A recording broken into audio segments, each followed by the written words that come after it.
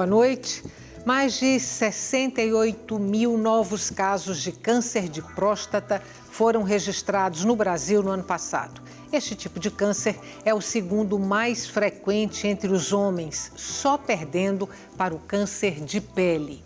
Os dados do Instituto Nacional de Câncer justificam o empenho de especialistas para a campanha de prevenção da doença, Novembro Azul.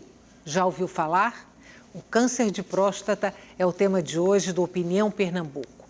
Participam do nosso programa Leônidas Nogueira, coordenador do Serviço de Urologia do Hospital de Câncer de Pernambuco, François Figueroa, sanitarista e diretor da Clínica do Homem, e também Edinaldo Pereira, psicólogo clínico e hospitalar do Hospital de Câncer de Pernambuco. Boa noite e muito grata pela presença de vocês hoje aqui no Opinião Pernambuco. Boa noite.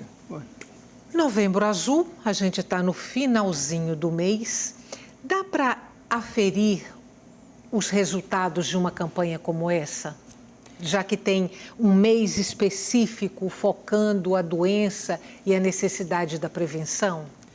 É difícil você ter uns dados, do ponto de vista matemático, você ter aquele dado em um mês único. Uhum. É preciso um longo prazo para a gente ver os resultados. E a gente tem visto, ao longo dos últimos anos, ao longo das últimas décadas, a gente tem visto a maior preocupação dos homens com a sua própria saúde. Uhum. Não somente por causa da campanha Novembro Azul, também por isso, mas também pelo fato da gente estar vivendo mais e os homens estarem vendo seus entes queridos, né, pessoas conhecidas de mais idade, sofrendo com as doenças. E, enfim, a gente tem percebido cada vez mais, em todas as esferas da sociedade, uma maior preocupação dos homens e de suas famílias com a sua própria saúde. Uhum. E isso aí tem levado, os médicos têm levado a urologia a diagnosticar a doença cada vez mais precocemente. O Novembro Azul é uma campanha internacional, ele tem uma esfera cosmopolita. Surgiu no final da década passada, mas começou mais maciçamente nos últimos 5 a 6 anos. A Sociedade Brasileira de Urologia tem batido forte nisso e as instituições públicas têm também feito a sua parte.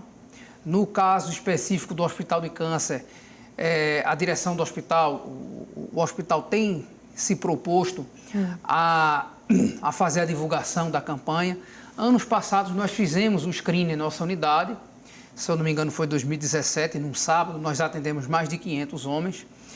Esse ano, nos últimos 2 ou 3 anos, a gente não tem feito o screening na nossa instituição, que é justamente a consulta inicial, a anamnese inicial, né, a conversa inicial com os homens da população propriamente dita, mas a gente tem manifestado a nossa preocupação com a população geral e incentivado os homens a fazerem seus exames, a procurarem as unidades básicas de saúde para realizar os exames iniciais. A partir do momento que tiver a suspeita da doença, a partir do momento que tiver a suspeita clínica ou laboratorial da doença, ele ser encaminhado para a nossa unidade.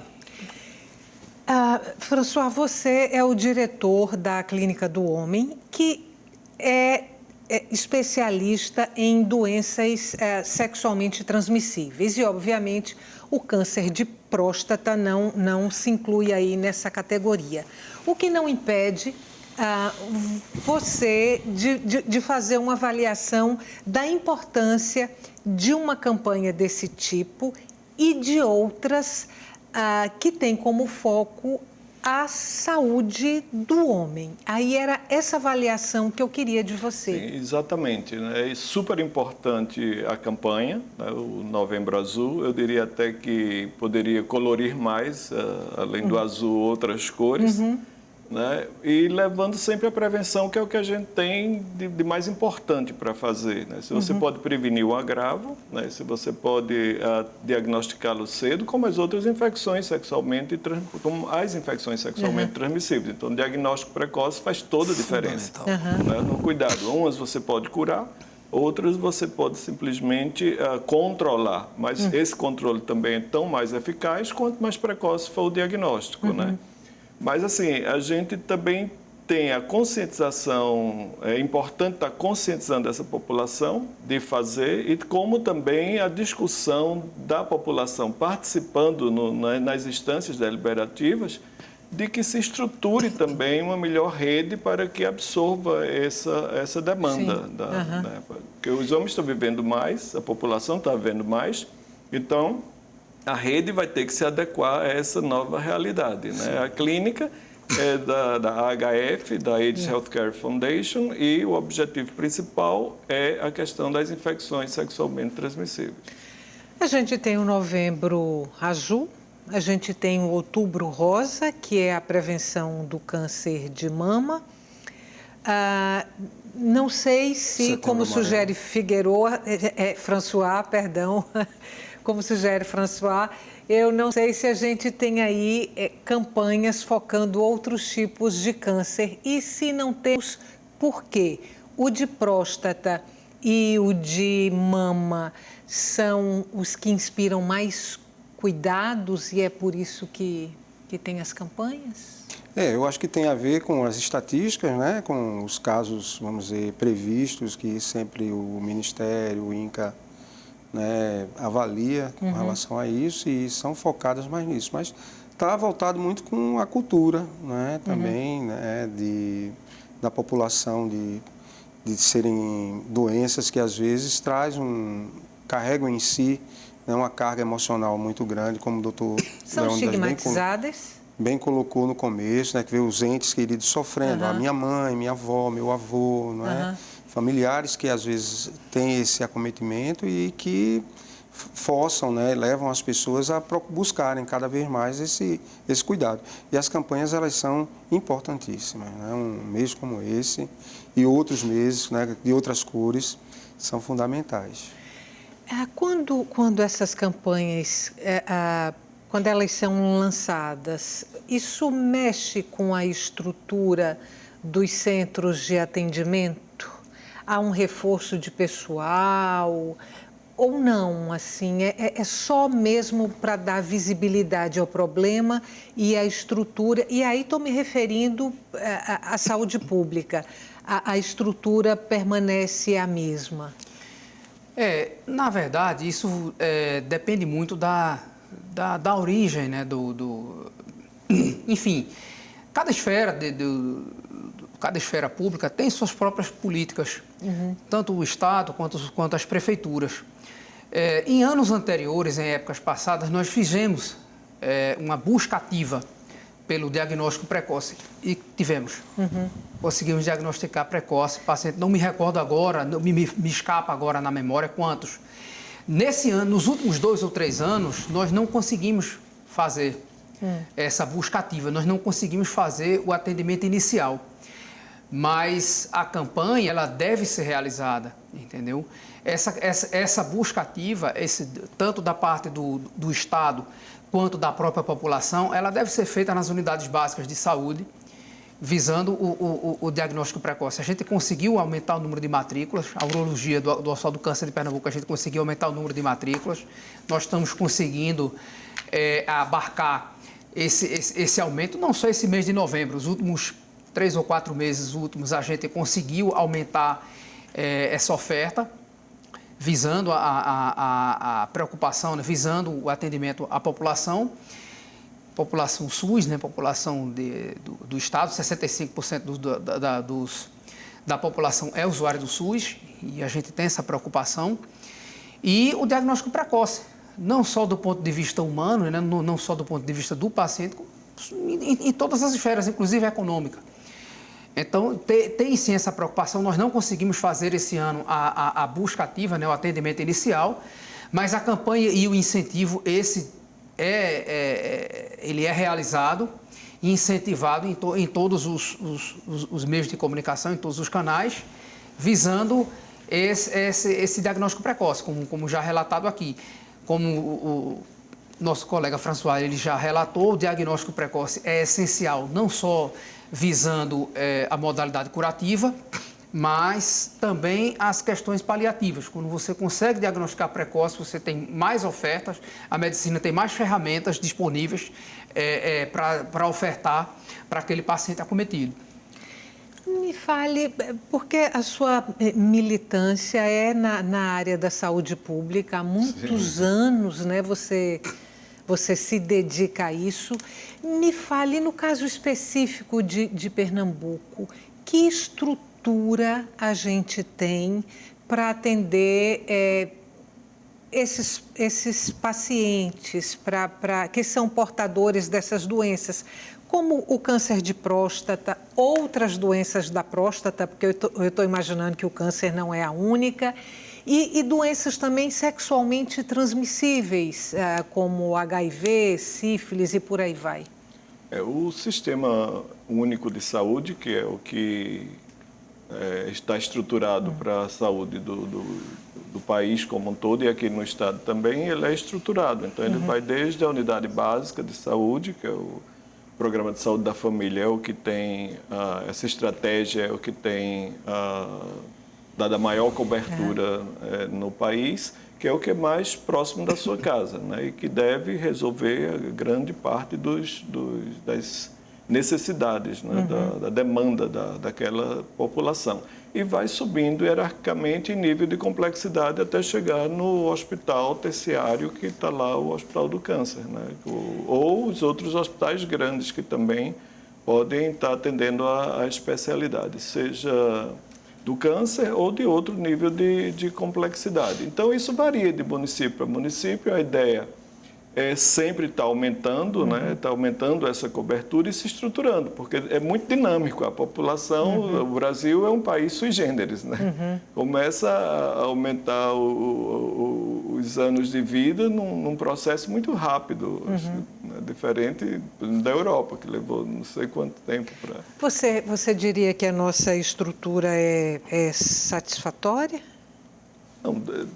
Não é o ideal. Né? Ela vai sendo satisfatória na medida que se investe e que se aglomera esforços para que isso dê resposta. Mas também nós temos os contratempos, que tem que ter financiamento.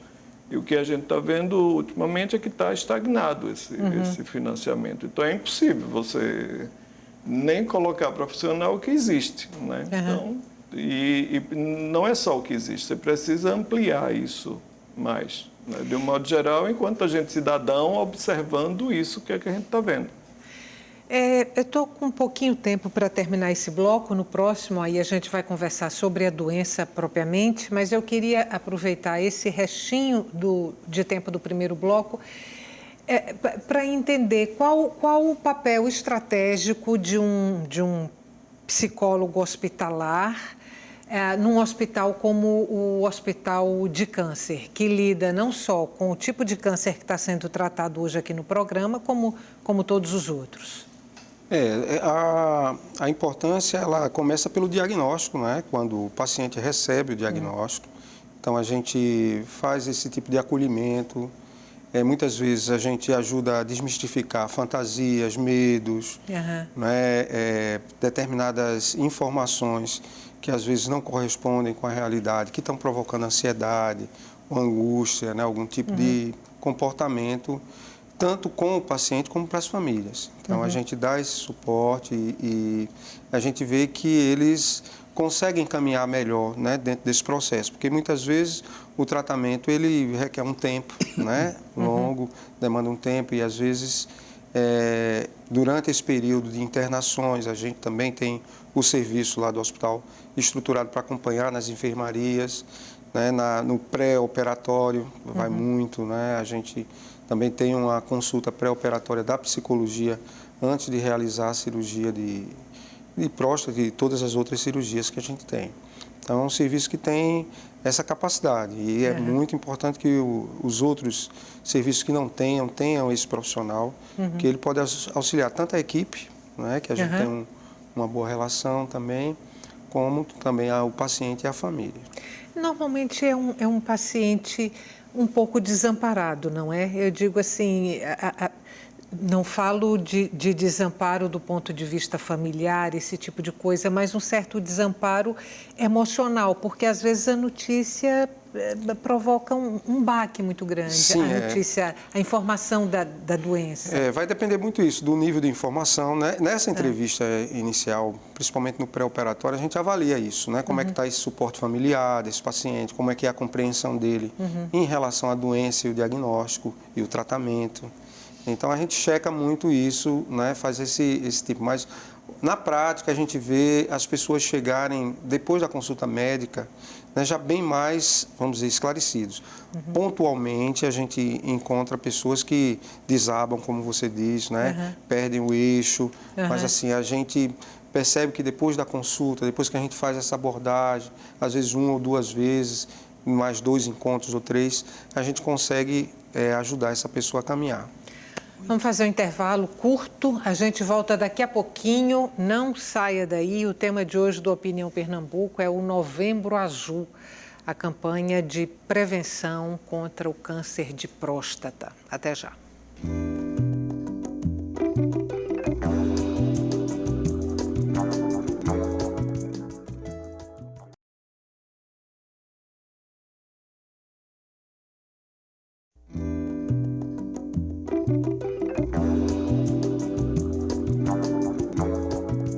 Estamos de volta com o Opinião Pernambuco. O tema de hoje do nosso programa é o câncer de próstata e a campanha de prevenção Novembro Azul.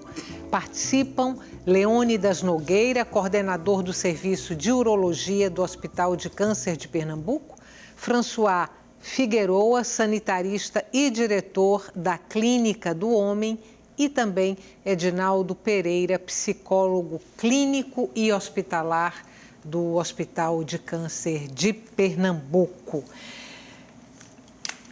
O que é a próstata e qual a função dela no organismo masculino? É uma pergunta interessante, bem simples e direta. A gente discute muito, as pessoas discutem muito em todos os meios sobre o câncer da próstata.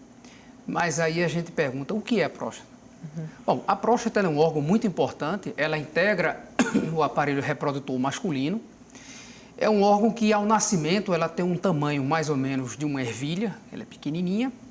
Na puberdade, ela vai sofrer um pico de crescimento com o início dos hormônios sexuais. E com o passar da idade, principalmente a partir dos 40 ou 50 anos de idade, por causas não completamente conhecidas, ela começa a aumentar de volume, o que não necessariamente gera o câncer. Certo, mas e sua função? Bom, a próstata, ela tem uma função muito importante, porque ela produz substâncias que são de extrema importância para a viabilidade dos espermatozoides. É um órgão do sistema reprodutor, cuja função, talvez uma das mais nobres do ponto de vista biológico, que é a reprodução.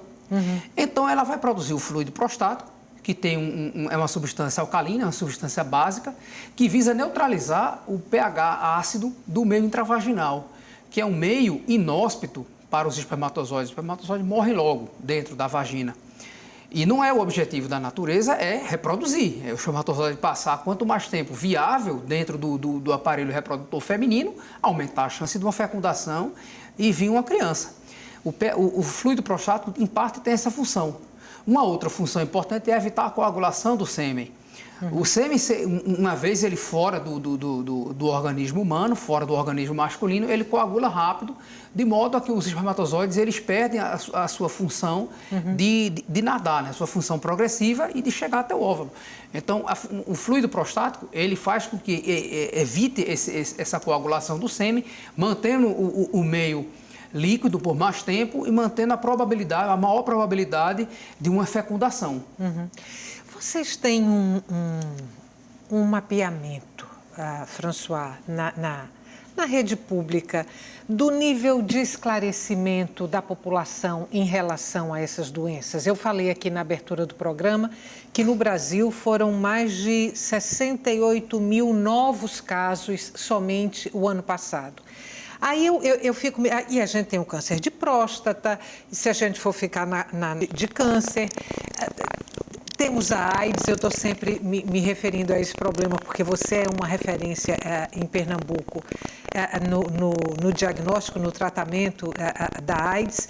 Aí eu fico me perguntando se essas informações, se elas são, de uma maneira geral, do conhecimento da população, ou se, sim, somos uma população, de certa forma, ignorante em relação a esses problemas. Bom, eu não tenho aqui em mente nenhuma pesquisa feita com os dados científicos, de medido esse conhecimento. Agora, assim, dá para a gente perceber que o nível de esclarecimento da população, até com a ajuda de vocês, da imprensa, da comunicação, tem estado nos últimos tempos bem. Agora, só que não é só o conhecimento que leva a uma ação, né? Eu vi isso na questão da prevenção, por exemplo, do HIV. É preciso outros fatores, como são várias fatores são vários fatores que vão interferir nisso aí. Por exemplo, uma coisa simples, mas o serviço de saúde ele tem que ser amigável para o homem. Né? De um modo geral, os serviços de saúde são muito voltados para a mulher e para a criança. Então, o homem não é friendly, aquele ambiente para o homem. Então, a gente tem que encarar isso, é um desafio e que tem que haver um esforço de todo mundo, conjuntamente, para que a gente possa mudar essa coisa. Culturalmente, o homem já não vai no serviço de saúde, a nossa cultura, o machismo nosso. Né? Para doer, precisa ser uma dor muito grande para dizer que está doendo. Né? Chorar, a gente diz logo, você está chorando, não é homem não, está chorando. Quer dizer, a gente, sem perceber, está educando um filho para quê? Para ser uma pedra, para não ter sentimento. Né? Então, eu acho que vai tudo. Por isso que eu digo, tem que ampliar o azul. Né? Não é só a questão azul, lógico que é super importante a campanha, que a gente tem um fator concreto que é o câncer de próstata, mas precisa de outras coisas ao redor daí para que tenha uma saúde integral, né? Para que não tenha uma vacina para câncer de próstata. Mas, por exemplo, se morre de tétano ainda em Pernambuco. Né? Como é que se admite se você tem uma vacina 100% eficaz? Né? Sarampo está voltando. Né? Então, como que a gente vai estar melhorando esse ambiente do serviço de saúde? Como que os nossos profissionais podem estar mais sensibilizados para fazer esse rapport com os pacientes? E nem com o paciente, eu acho que devia começar com a população para que a gente não chegasse a ser paciente. Né, ou fosse minimamente. Então, é um desafio grande, mas eu acho que está muito melhor informado, tá certo? Agora, tem outros fatores que a gente tem que ver, onde é que está mais carente, onde é que está faltando, como que podemos... Porque é um desafio muito grande, não é fácil, não. Você tem um diagnóstico, mas não é fácil modificar. François falou há pouco da falta de acolhimento, de um modo geral, da estrutura da saúde, das unidades de saúde, falta de acolhimento para o homem, né? Assim, se acolhe melhor a criança, como ele disse, se acolhe melhor a mulher, e falou também de uma certa cultura nossa de cobrança em relação ao homem, né? O homem não pode ser frágil, o homem não pode ser sensível. Aí eu pergunto para o senhor, como é que esse homem lida com o câncer de próstata? Eu não sei se existem mitos em relação à doença, se o câncer de próstata mexe com a capacidade de ereção. Então, a minha pergunta para o senhor, como é que o câncer de próstata mexe com essa cabeça masculina dentro desse contexto cultural que foi colocado aqui por François? Sem dúvida, mexe muito, né? Dependendo do grau de conhecimento que essa pessoa tenha sobre o adoecimento, sobre o tratamento, porque assim, tem algumas questões no tratamento, doutor Leônidas pode falar melhor, são transitórias, né?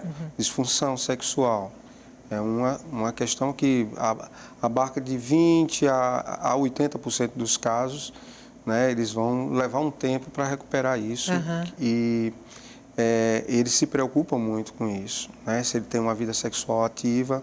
Os casos que são diagnosticados, a maioria está acima dos 55 anos, né? Então já tem uma jornada, tem filhos, mas assim, tem diminuído a atividade sexual, mas se preocupam muito com isso. A companheira vai... A experiência nossa, eles vão muito acompanhados, ou de filhos, filhas e das companheiras. Isso também ajuda a abordagem para você trabalhar essa família, essa companheira, quando dessa questão.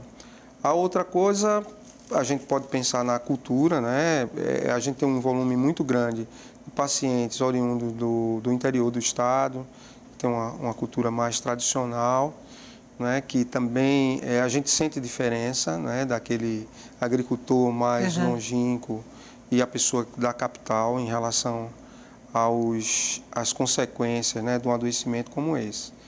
E a preocupação com relação à morte, né? Isso aí também é algo que é presente. Porque né? é, inclusive, um tipo de câncer que mata, né? Se não cuidado, é um câncer agressivo. Tem uma letalidade, como é isso, né? É mais da área médica, mas é um câncer que tem um potencial metastático muito grande, né? Para produzir metástases, ele tem essa capacidade. Então, se não é tratado, né? E é por isso que a cirurgia, né? É um dos tratamentos principais que são tentados, e eles se preocupam, tanto a família, como se fosse um diagnóstico que trouxesse uma sentença. Né? E pensando na inclusão, a gente também tem que acrescentar aí, onde está o homem gay? Né? Onde é que está a mulher trans? Né? Que é mulher, mas tem próstata. Né?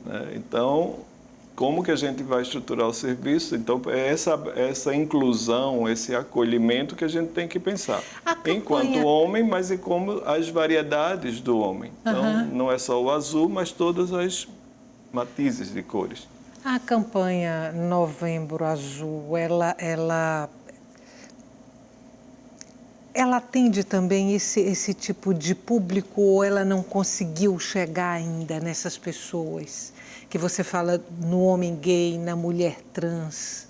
Acho que ainda não conseguiu chegar bem.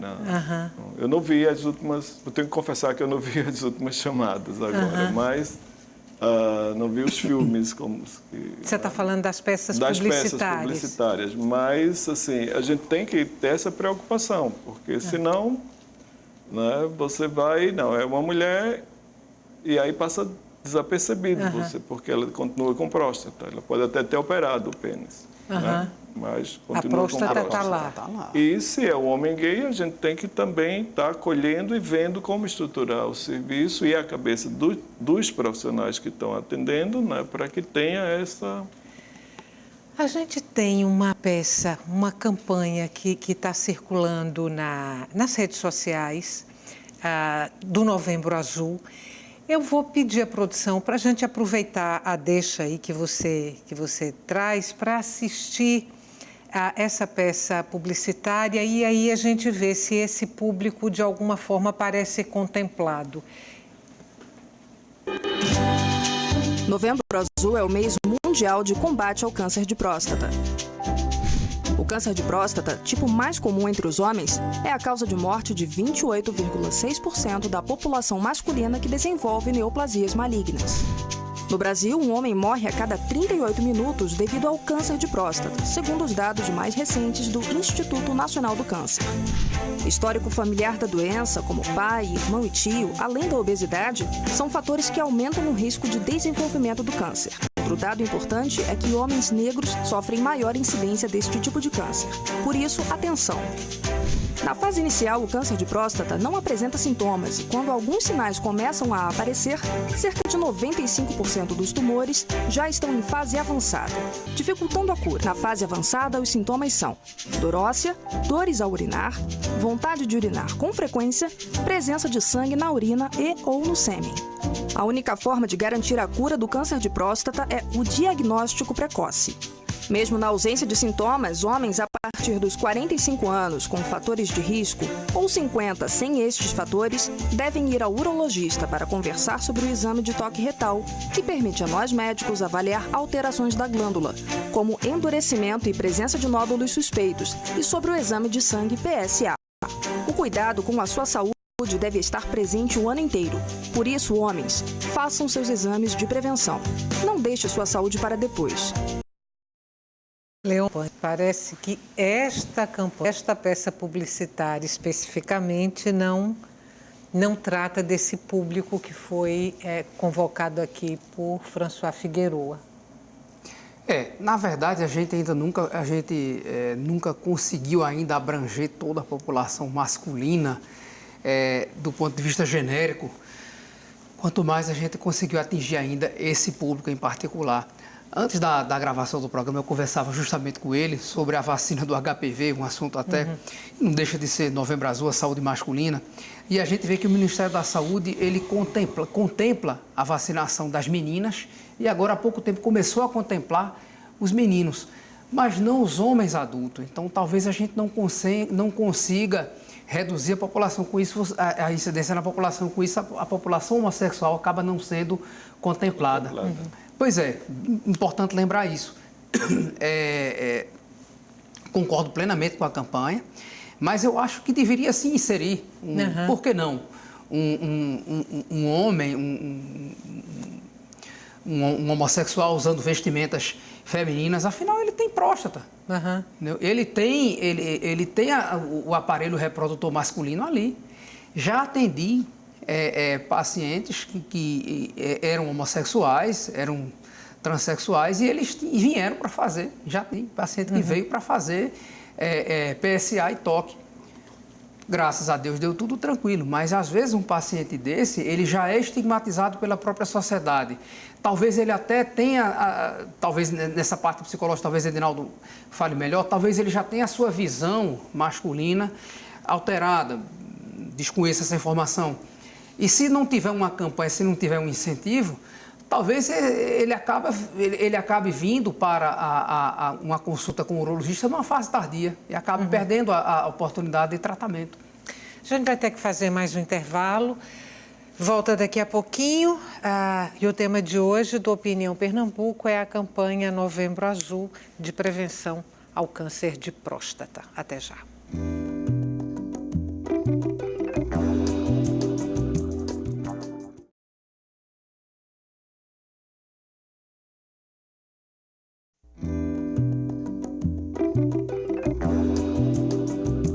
Estamos de volta para o terceiro e último bloco do Opinião Pernambuco. Hoje nós conversamos sobre o câncer de próstata, doença que somou mais de 68 mil novos casos no Brasil no ano passado. Participam do nosso programa Leônidas Nogueira, coordenador do Serviço de Urologia do Hospital de Câncer de Pernambuco, François Figueroa, sanitarista e diretor da Clínica do Homem, e também Edinaldo Pereira, psicólogo clínico e hospitalar do Hospital de Câncer de Pernambuco. A gente está falando da campanha de prevenção, falamos um pouquinho da doença, mas tem muita coisa ainda para a gente trocando aqui ao longo desse tempo que nos resta. Por exemplo, os exames para detecção ou não do câncer de próstata são exame de sangue e o toque retal? Visando o screening, visando o rastreio do câncer de próstata, sim. Mas como nós já tocamos, incentivamos inclusive essa campanha, nós ampliamos. Não é só a questão do câncer de próstata, a saúde do homem propriamente dita. Então acaba que a gente não faz apenas o PSA e o toque, mas acaba fazendo a rotina laboratorial propriamente dita, glicose, colesterol, perfil lipídico, enfim. E mais uma vez a gente acaba diagnosticando uma doença, diabetes, por exemplo, numa campanha dessas. Mas se a gente for se deter ao rastreio do câncer de próstata, sim, o PSA e o toque retal. O PSA, ele deve ser ofertado a todos os homens acima de 50 anos, um PSA e um toque. O toque à primeira vez deve ser realizado naqueles homens que têm histórico familiar, principalmente parentes de primeiro grau ou afrodescendentes. Eles têm uma incidência um pouco maior do câncer. São motivos ainda não completamente esclarecidos, mas o principal, a principal hipótese é que seja os negros um pouco mais de testosterona livre no corpo. Então, provavelmente por conta disso, eles têm uma ligeira prevalência em relação ao câncer de próstata. Mas não a rigor significa que a doença deles seja mais grave. Não, tem uma maior incidência. Não somente a etnia. A gente sabe que os africanos, né, os afrodescendentes que vieram da África para o continente americano, aí onde entra a questão ambiental, pelo fato de ter uma maior ingesta calórico-proteica de origem masculina, eles têm uma maior incidência de câncer de próstata do que o negro africano nativo. Uhum. Então a gente vê que é uma doença multifatorial. Mas sabemos que a etnia africana, ela tem a etnia negra, ela tem um pouco mais de incidência. Então nesses pacientes a gente tem que ter um pouquinho mais de atenção. Mas enfim, aqueles homens abaixo dos 40 anos não há necessidade. Você fazer o rastreio do câncer de próstata, 0,07%, se eu não me engano, dos pacientes que têm câncer, tem abaixo dos 40 anos, ou seja, uma incidência muito baixa. Não há necessidade de você fazer uma busca ativa por esse grupo de pacientes. Mas aquele segmento entre 40 e 45 anos, um PSA basta. A gente faz o toque nele, se houver uma alteração do PSA, um nível acima de 1, ou tiver histórico familiar forte. Aos 45 é interessante fazer o primeiro toque, a partir daí, se os exames dele vierem normais... O PSA é o exame de sangue? Isso, o PSA é um exame de sangue, é uma proteína produzida na próstata, ele está alterado em algumas situações da próstata, é uma proteína que ela é específica para a próstata, mas não para o câncer de próstata. Daí a importância de você fazer, da gente fazer o segmento dele anual. Um exame isolado pode não significar muita coisa, a menos, obviamente, que ele venha bastante alterado.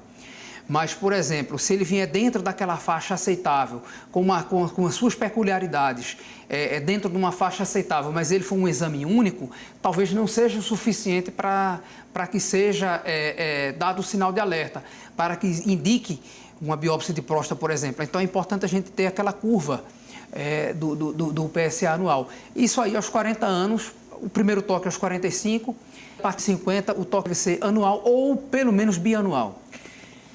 Esses exames, mesmo que o paciente não esteja num quadro de risco, ele deve ser feito? Estou te perguntando isso pensando aqui se o Ministério da Saúde, se a Organização Mundial de Saúde tem uma posição definida a esse respeito. Do screening? Do exame... ou de sangue ou toque retal. Esse é protocolo. Do toque retal. Se não há indicação para o exame, se não apareceu nenhuma preocupação no exame de sangue, se o paciente não está num quadro de risco, num grupo de risco, mesmo assim, convém que ele faça O protocolo deve ser seguido, né? O que manda o protocolo, que vem da Organização Mundial de Saúde e é adotado pelo Ministério aqui, ele deve ser seguido. O que tem é muita resistência por parte do homem, às vezes, ou talvez assim, bem comum, de se submeter a um toque retal. Mas isso precisa ser trabalhado, desmistificado, porque é uma necessidade. Quando está indicado pelo protocolo, tem que ser feito. A minha dúvida é essa: se o protocolo indica o exame de toque retal, se o paciente não tiver num grupo de risco, se ele indica ou não. Definir grupo de risco em relação à próstata é difícil. A gente sabe que, como já citado, a etnia, a idade e a questão familiar, a gente sabe que a ingesta de gordura e proteína animal ela tem um aumento discreto na sua incidência. Não tem como a gente definir um grupo de risco, a não ser aquele que tem a história familiar forte. Esse sim, digamos assim, seja um grupo de risco, ele deve ser feito o toque. A idade também, acima dos 55 anos, coloca num grupo de risco? Deve ser feito. Se aquele paciente for, a gente perceber que ele é um paciente cuidadoso e ele é um paciente fiel ao PSA anual, você até pode pular o toque de um ano para outro. se o PSA vier dentro daquele valor considerado seguro. Mas um primeiro toque deve ser feito. Lembrando também que o toque, ele não visa apenas o rastreio, né, o screening do câncer. Aquele paciente que tem sintoma, ele deve ser feito. Até para a gente orientar melhor que tipo de medicação utilizar, que se vai ser necessário uma cirurgia, pensando também na hiperplasia benigna. Então, enfim, se a gente pensa, se o médico pensa em instituir uma modalidade terapêutica para aquele paciente, se a gente está pensando em tratar aquele paciente, não falando apenas do câncer, mas também, enfim, aquele paciente que tem sintoma, você não tem como se planejar um tratamento, não tem como um médico planejar um tratamento para o paciente sem um exame físico. E a próstata é um órgão de difícil acesso, ele foi um órgão dentro da pelve verdadeira, ou seja, dentro da pelve ele está cercado de um arcabouço ósseo. Então, a única forma que de examinar... Vou interromper vocês um pouquinho, porque aí eu vou fazer aqui, vou trazer uma pergunta para você a partir daquilo que vocês colocaram, principalmente você, François, falou que há uma resistência muito grande de boa parte dos homens em relação ao... Do profissional também, a gente não pode eximir o profissional, porque assim, é difícil falar de sexualidade. A gente está falando, logicamente, de um ponto, que é câncer de próstata. Mas se um paciente chega, você tem que examinar o paciente por inteiro. Eu tenho que entender a história do paciente. Eu tenho que examinar o ânus do paciente. Eu não sou proctologista, não, mas eu tenho que examinar o ânus do paciente. Eu tenho que examinar. Você, como urologista, não só poderia ser um clínico, teria que examinar a genitália do paciente, né? Então, para saber tudo resistência o que dupla do paciente e do profissional. Muitas vezes do profissional também. No caso específico do paciente, um psicólogo hospitalar, um psicólogo clínico pode ter aí um papel determinante? Talvez o que a gente chama de psicoeducação, né? E deixar claro que vai ter uma importância, um tipo de exame desse, que não vai alterar, né, algumas questões, principalmente na masculinidade, quando eles trazem isso de maneira mais presente. A gente tem que respeitar a subjetividade dessa pessoa, não é porque a mídia está indicando, não é? Você testa que você tem para adentrar, né, para fazer, é uma intimidade que você está, de certa forma, né, mesmo com o arcabouço, né, da saúde que você tem, cercado das normas científicas e dos protocolos, mas você está entrando na intimidade de uma pessoa. Sim. E isso daí a gente procura exatamente esclarecer, né, tanto junto como eu falo sempre, a família, né, porque hoje em dia principalmente o câncer de próstata, a gente vê os homens indo muito com a família, com os filhos, com as filhas, com a companheira. E a gente procura mostrar que tem uma importância, mas que deve ser respeitado alguns passos, né? Para a gente, lá no serviço, especificamente, chega depois do diagnóstico, né? Então, já foi feito toque, já foi feito biópsia, já vem sendo acompanhado. Então, já está diagnosticado, no caso.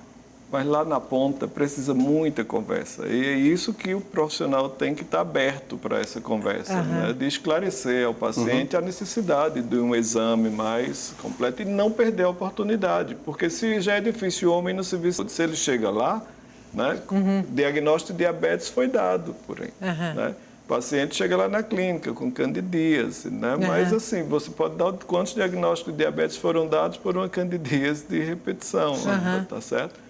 Então, e também pedir, se pratica sexo, pratica. Então, tem que fazer sífilis, tem que fazer HIV, tem que fazer hepatite B, se não é vacinado, hepatite B. Aproveita a oportunidade. Na clínica a gente não oferece o PSA, nem trabalha com câncer. Na clínica do homem? Na clínica do homem a gente não trabalha com câncer de próstata, mas a gente trabalha com esses 4 testes rápidos e oferecido por quê? Se pratica sexo, tem que fazer esse teste uma vez por ano, pelo menos. Atendimento gratuito? É gratuito. E para o hora de chegada não precisa encaminhamento. Né? A gente falou aqui dos exames, né, que são formas de prevenção ao câncer de próstata, mas eu imagino que existam outras formas também dos homens se prevenirem contra esse tipo de câncer. O que pode ser feito? Na verdade, não tem como prevenir o câncer de próstata. Não tendo como prevenir, o que é que se faz? Rastreio. Mas, visando assim, o diagnóstico precoce. Alimentação, estilo de vida. Sim. Alimentação e exercícios físicos. Reduzir a obesidade, reduzir o índice de massa corpórea. A gente sabe que tem uma ligeira prevalência do câncer de próstata nesse tipo de população e também da hiperplasia benigna da próstata. Durante muitos anos, durante muitas décadas, se achou que a célula adiposa era uma célula inerte, que era um mero depósito de gordura. Hoje sabemos que é uma célula metabolicamente ativa.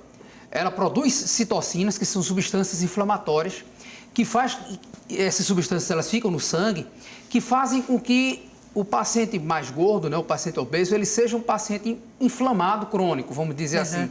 E isso estimula as neoplasias, né, estimula os tumores benignos, entre eles o adenoma prostático. Então, o paciente com excesso de peso ele tem mais sintomas prostáticos, tem mais sintomas de hiperplasia benigna e câncer também, embora seja ligeira.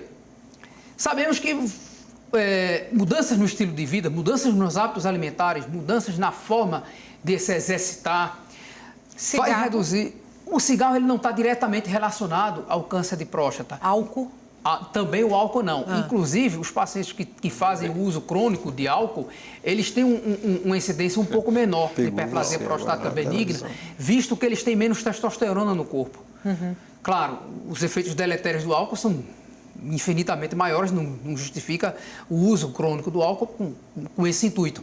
Mas, enfim, o cigarro, ele não tem uma relação causa e efeito direta estabelecida para o câncer de próstata, mas não por isso não deve deixar de ser combatido, visto que ele tem, os efeitos dele nocivos são em praticamente todos os órgãos do corpo.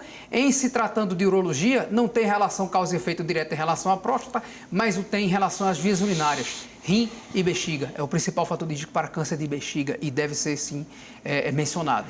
O tempo da gente está acabando. Eu queria pedir duas coisas para a gente encerrar o bloco. Uma, quem achar que deve agora procurar um médico, procurar uma clínica para fazer os exames preventivos do câncer de próstata, para onde essa pessoa pode se dirigir? É uma pergunta. E a segunda, eu queria que você desse as referências para se chegar lá à Clínica do Homem.